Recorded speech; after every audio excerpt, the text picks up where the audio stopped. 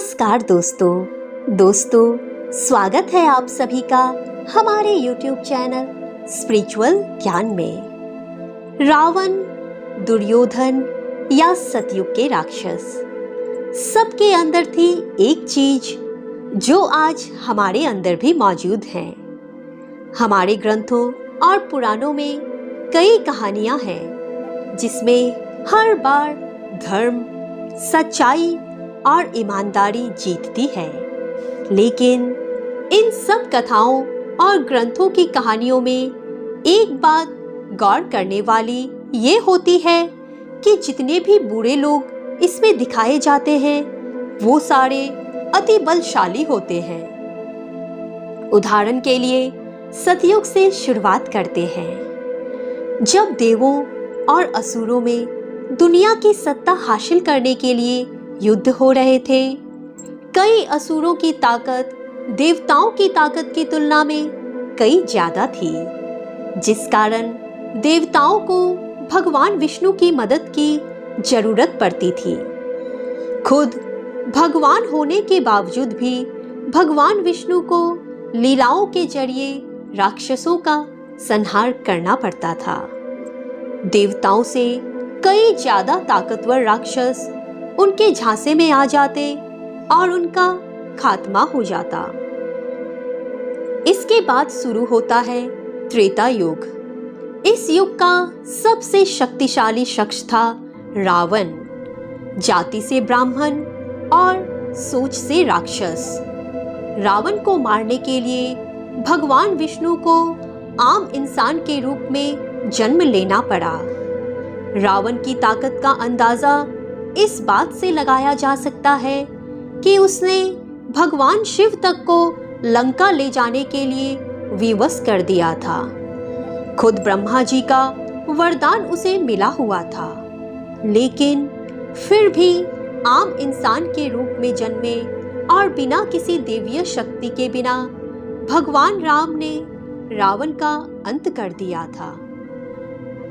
अब बात करते हैं द्वापर युग की। इस युग ने हमें बहुत कुछ दिया है। गीता के प्रवचन इसी युग की देन है। ये युग मानव इतिहास के सबसे बड़े युद्ध का गवाह है, जिसे हम महाभारत के नाम से जानते हैं। इस युग में अधर्म से धर्म की लड़ाई हुई थी। अधर्म का साथ देने वालों की तादाद और ताकत दोनों ही कहीं ज्यादा थी।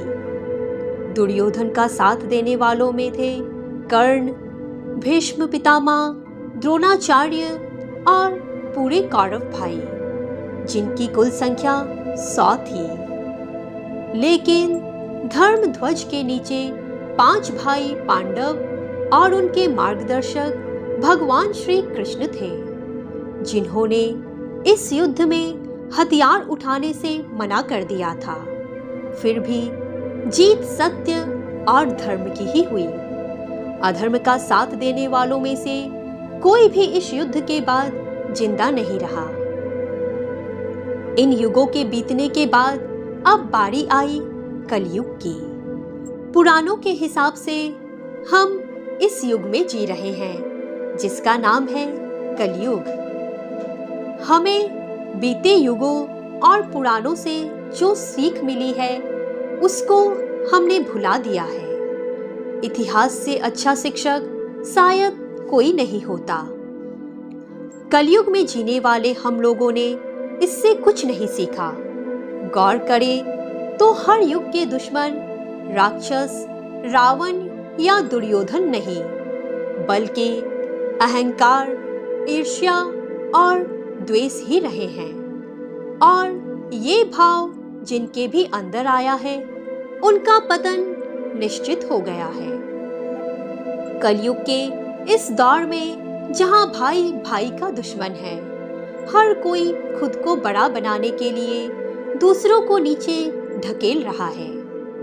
ये हमारे अंत की शुरुआत सी दिख रही है, क्योंकि अहंकार आज के वक्त का सबसे बड़ा भाव बन गया है। हमें अपने इतिहास से सीख लेनी चाहिए और ऐसे भावों से दूरी बनानी चाहिए। तभी हम आने वाली पीढ़ी को एक बेहतर कल दे पाएंगे। हम इसे किसी ज्ञान की तरह नहीं बांटना चाह रहे। हमारा मकसद बस इतना सा है कि एक बार हम सब भी इस बारे में जरूर सोचें। वेल दोस्तों, आशा करती हूँ कि आपको हमारी वीडियो अच्छी लगी हो। इस वीडियो को अपने दोस्तों के साथ जरूर शेयर करें और हमारे चैनल को जल्दी से सब्सक्राइब कर लें और बेल आइकन को ऑल पे जरूर सेट कर दें, जिससे कि हमारे अगले वीडियो की नोटिफिकेशन सबसे पहले आपको मिले। कैसा होगा कलयुग और आगे क्या क्या होगा घोर कलयुग में, कलयुग के बारे में विस्तार से जानने के लिए आप डिस्क्रिप्शन में दिए हमारे और वीडियोस भी देख सकते हैं। धन्यवाद।